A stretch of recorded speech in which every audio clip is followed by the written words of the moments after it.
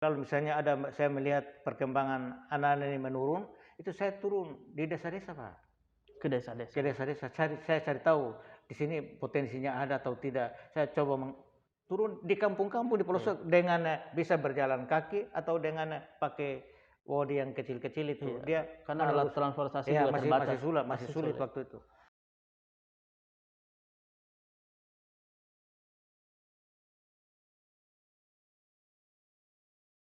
Tapi dari sana kemudian melahirkan generasi-generasi berikut. Alhamdulillah.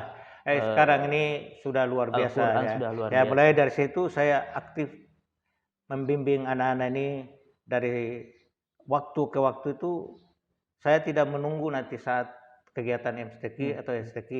Saya sebelum atau sesudah itu saya tidak pernah berhenti. Walaupun setelah saya menjadi pegawai PNS, guru, saya manfaatkan peluang-peluang itu. Saya tidak pernah berhenti, dan setelah kembali ke rumah itu saya tidak pernah berhenti.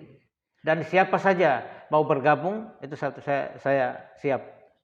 Kadang-kadang waktunya itu menyulitkan saya, tapi karena sudah tekad, saya tidak pernah berhenti. Ustadz, ini di dunia pembinaan para qori-qoriah ini, momen yang paling Ustadz membuat bahagia, momen yang paling membanggakan Ustadz tuh ada momen? Ada beberapa momen yang kalau saya ingat itu luar biasa. Pada tahun 2003 itu anak-anak kita itu ada beberapa orang juara nasional, bahkan ada juara internasional. Masya Allah. Itu saya anggap termasuk prestasi sudah maksimal, karena sudah levelnya sudah batas. Betul. Jadi ada anak kita yang sekarang mungkin Ustadz pernah dengar namanya, dan namanya Jihadia Badar, itu tahun 2003. Waktu itu ada juga anak kita yang bernama Ismiati Asrakal, itu dia juga juara kanak-kanak. Kalau saya dulu begini, kalau sudah di nasional, kalau sudah satu kejuaraan kan tahun berikut kan dia tidak bisa ulang. Misalnya seperti Ismiati itu, setelah dia juara satu kanak-kanak kan dia tidak mungkin ikut kembali ke level nasional, karena sudah juara. Saya usaha di hafid.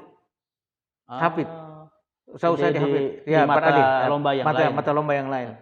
Dan alhamdulillah tahun berikut dia juara hafid. Karena sudah tahun sebelumnya MTQ, Qoriah, tahun berikut dia hafizah.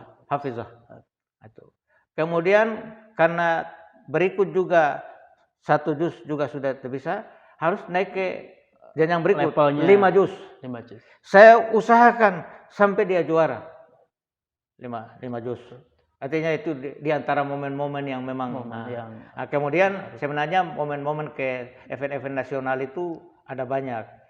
Karena setelah itu saya bukan berarti mendapat kepercayaan, tidak, penghargaan tidak, tapi setiap kegiatan Quran yang nanti menuju ke arah event nasional itu saya tetap diberi amanah. Misalnya kegiatan Pekan Tilawah RRI, pentas PAI, itu mereka kadang-kadang serahkan kepada saya untuk membina. Dan alhamdulillah event itu di level nasional itu rata-rata juara. Ada termasuk ke istrinya Pak Ahmad ini, beliau Ibu Ilma itu juara Pekan RRI nasional, Pekan RRI nasional.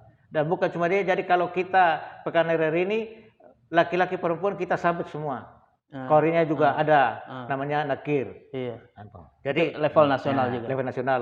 Begitu misalnya MTQ Korpri, anak-anak binaan kita semua Korpri juara nasional.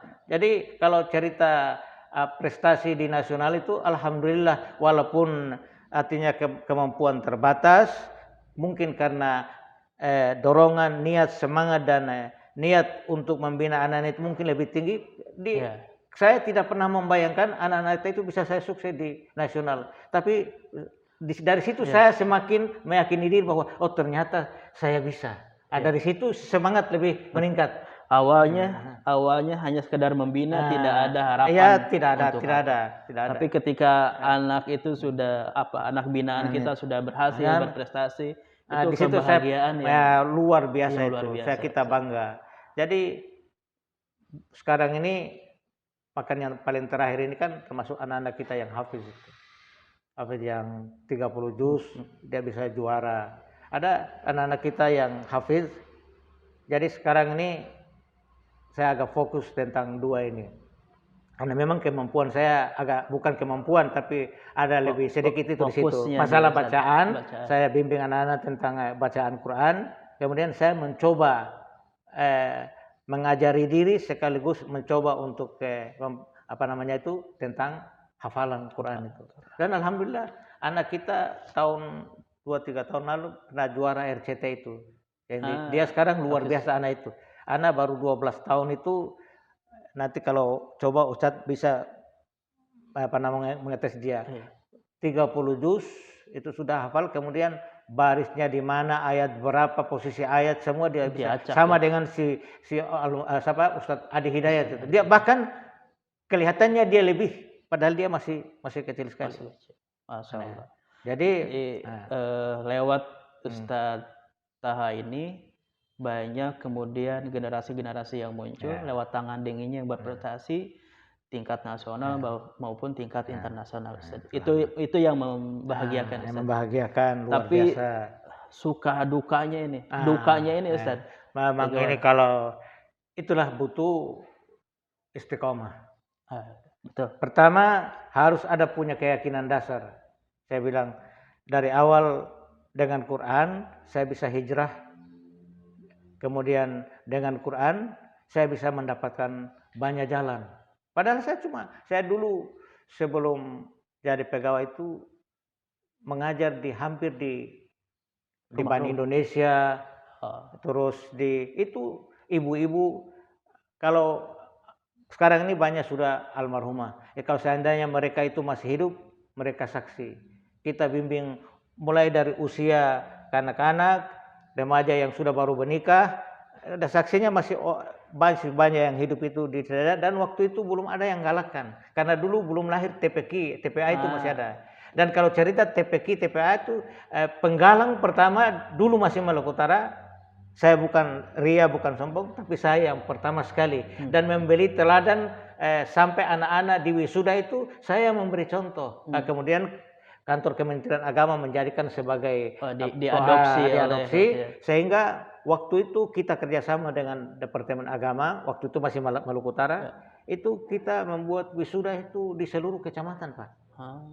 Luar biasa. TPQ dulu sudah setelah terbentuk TPQ itu. Wisudanya dulu masih di Sanana, pokoknya di kecamatan-kecamatan kita turun. Sebelum ada TPQ itu Ustadz, boleh dikatakan door to door begitu ya, saja. Door to door karena memang belum terlembaga seperti sekarang begitu ya.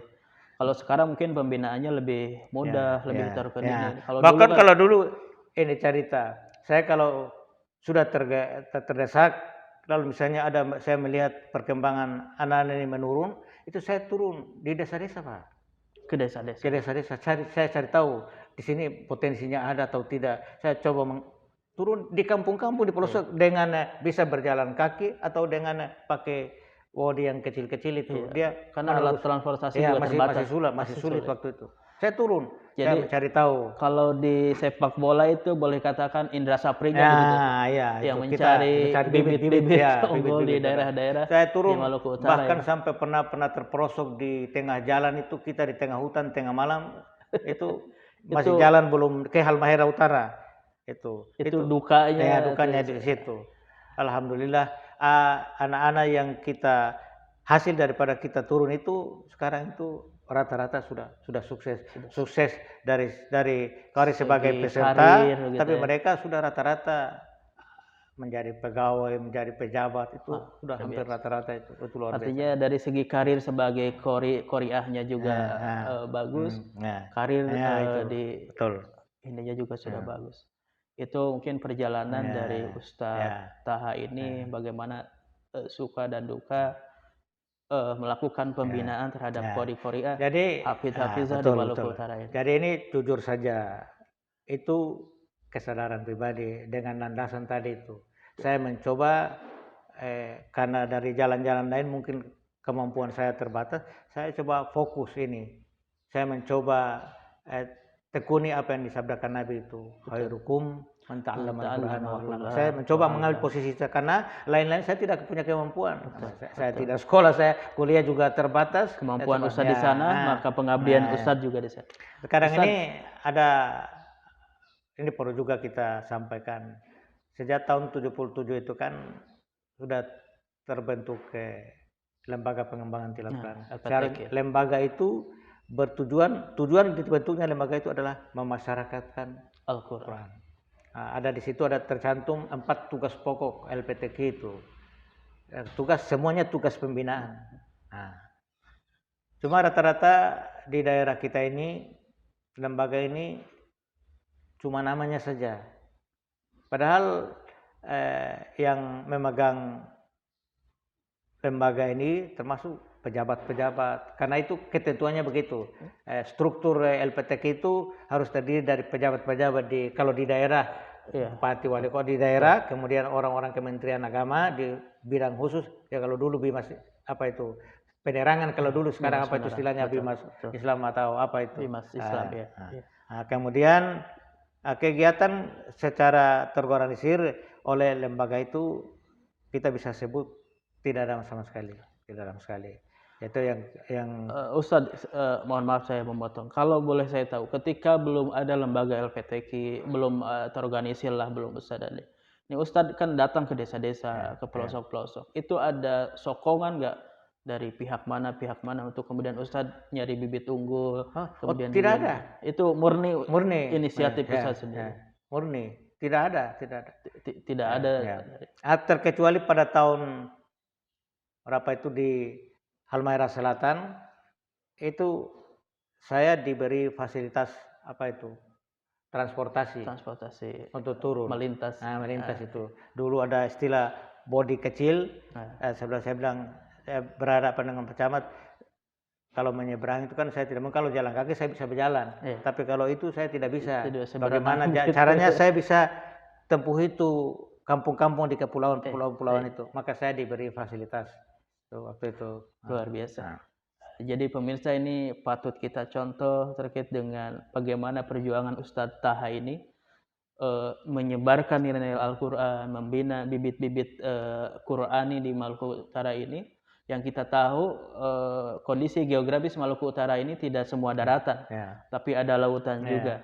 Tanpa ada sokongan dari berbagai pihak, tekad yang kuat untuk kemudian membumikan Al-Quran di Maluku Utara ini, sehingga alhamdulillah Ustadz pada sampai kesempatan ini di Maluku Utara banyak bibit-bibit unggul qori-qoriah yang lewat tangan dingin beliau bisa sukses begitu ya. Ada satu hal yang menjadi catatan saya sekarang ini, artinya setelah LPTQ itu terbentuk itu kan secara resmi ada sokongan anggarannya walaupun terbatas, tapi resmi ada anggarannya. Ada dukungan lah. Bahkan di daerah-daerah itu langsung masuk ke APBD. Kalau di daerah kabupaten kota provinsi itu masuk di APBD. Sehingga cuman kegiatan itu hanya full pada saat pelaksanaan MTQ dan STQ. Sedangkan kegiatan pokoknya itu tidak ditunaikan. Yang pokoknya ada justru di pembinaannya itu. Itulah. Karena tujuan LPTQ itu dibentukkan untuk pembinaan ini.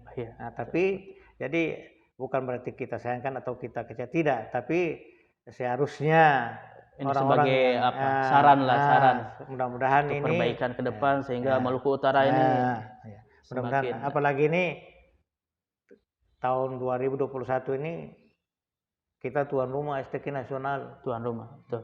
Tapi sampai sekarang ini mereka hanya sibuk fasilitas ini nanti ini. Tapi bagaimana menyiapkan peserta itu, SDM-nya itu tidak ada sama sekali. Betul. Isunya saja tidak ada.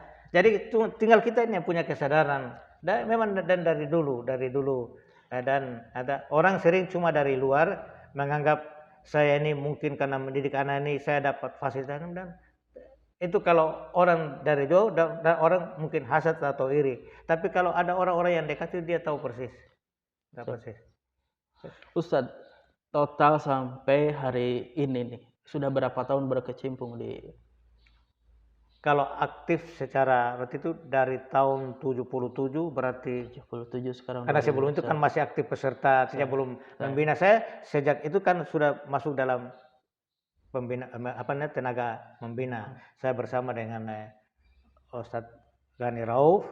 Cuma beliau secara teori menyerahkan, praktiknya saya sering ajarkan gitu. Jadi sudah kurang lebih 40 lebih ya, 40 tahun lebih. Dan itu tekad saya, mudah-mudahan sampai saya mati. Saya tidak akan pernah berhenti. Walaupun tantangan sekarang jauh. Kalau dulu susah fasilitas, gampang kita cari anak-anak. Sekarang nih banyak fasilitas mudah, ada sokongan dana, sulit kita. Banyak godaan. Nah, godaannya lain, tantangannya beda. Tapi apapun suasananya, saya insya Allah mudah-mudahan tetap istiqamah dan saya begitu tekun. Alhamdulillah. Amin. Dan ini satu di antara bukti. Saya dulu tanpa pengajian satu itu nanti petanya saja. Susah kadang-kadang menampung anak-anak itu, melatih itu. Saya menangis kalau malam melihat anak-anak karena sering mereka latihan kan menginap. Saya jaga berdiri baru bilang menangis saya bilang, kapan? Bagaimana jalan supaya saya bisa dapatkan tempat untuk fasilitas. Alhamdulillah ternyata apa yang saya angankan itu sebelum masa akhir Allah kabulkan, dan ini satu di antara bukti ini. Jadi sudah istilah kalau secara nah itu sudah termasuk yang sudah mapan lah ini tempat ini. Dan itu cita-cita saya. Sebagai pengetahuan bahwa kita ini melakukan syuting ini di tempat pembinaannya Ustadz Taha melahirkan generasi-generasi. Dan sudah agak bagus ini. Sebelumnya itu sudah agak bagus ini. Sudah agak bagus. Kalau kita naik mesti hati-hati jangan sampai. Ya alhamdulillah. Alhamdulillah. Ustadz mungkin di ujung ini minta saran atau ini untuk para generasi muda, para kori-kori atau para pendidik ini. Mungkin dari Ustadz ada saran untuk para ahli Quran. Silakan. Pertama kepada teman-teman yang pendidik ya. Mari kita jadikan Quran ini sebagai jalan dan lahan untuk beramal. Jadi kita tidak sekedar mau mencari juara atau ini, tapi niat pertama kita niat untuk dakwah Quran ini harus tetap berjalan. Dan itu yang memegang penting adalah tenaga-tenaga pengajar itu. Nah, yang kedua khusus bagi yang anak-anak kori-kori, hafiz-hafizah, artinya mencapai prestasi itu kan tidak semudah yang kita balikan. Nah, dunia sekarang ini orang sering hasad, iri, tapi tidak mau berusaha. Ketika ada orang yang sukses, orang anggap itu mudah, tapi dia tidak mau melaksanakan apa yang diraih. Jadi kita harapkan berjuangnya. Jadi kemudian juga yang kedua niat untuk berdakwah Quran itu harus tetap konstan. Jangan istiqomah. Karena saya maaf ya, karena dulu orang baca Quran bahkan hakim itu kan kita kan dulu kan tidak dapat apa-apa. Bahkan ada teman-teman kita saya tawarkan lebih antum masuk jadi hakim, sudah ada yang mau karena dulu kita tidak ada honor. Tidak ada yang mau. Tidak ada yang mau. Teman-teman perjuangan tidak ada yang mau hakim.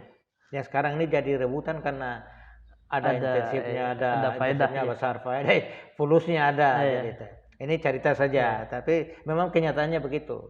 Jadi saya harap baik tenaga pendidik maupun para kori-kori hafiz-hafizah jangan semata-mata niat tertuju kepada hal-hal yang sifatnya duniawi, supaya populer jangan, disegani, dihormati jangan, atau hanya sekedar untuk mengajar ini. Tapi mari kita jadikan ini sebagai ladang amal, karena kita yakin bahwa dengan Quran sebagai petunjuk itu, kalau kita tetap berpegang teguh, insya Allah kita selamat dunia dan akhirat.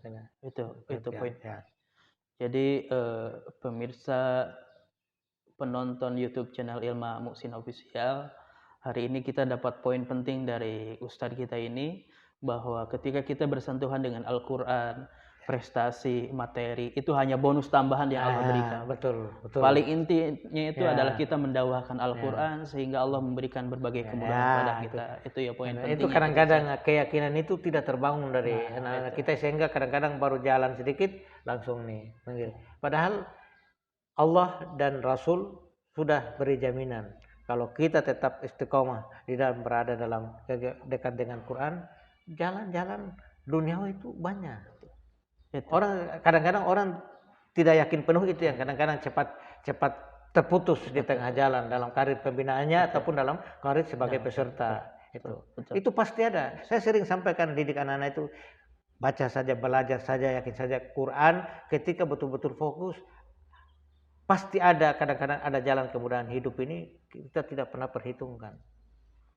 Dan itu saya rasakan. Makanya walaupun orang menganggap ini, saya tetap fokus karena memang saya sudah merasakan apa yang menjadi keberkahan Quran gara-gara kita memang pegang prinsip untuk pegang itu. Apa yang Allah janjikan dalam janjikan sudah alhamdulillah terasa dan terbukti. Alhamdulillah. Baik pemirsa, pada kesempatan kali ini kita telah banyak mendapatkan inspirasi dari seorang Ustadz Tahakotu, seorang pembina, pembimbing yang lewat tangan dinginnya melahirkan para qori-qoriah di Provinsi Maluku Utara ini. Baik, untuk pertama kali ini kita cukupkan sekian dulu. Mudah-mudahan di lain waktu Ustaz kita gali lagi yang lainnya untuk kemudian memberikan inspirasi kepada halayak lain. Insyaallah. Kita tutup dengan hamdalah, alhamdulillahirabbil alamin. Wassalamualaikum warahmatullahi wabarakatuh. Waalaikumsalam warahmatullahi wabarakatuh.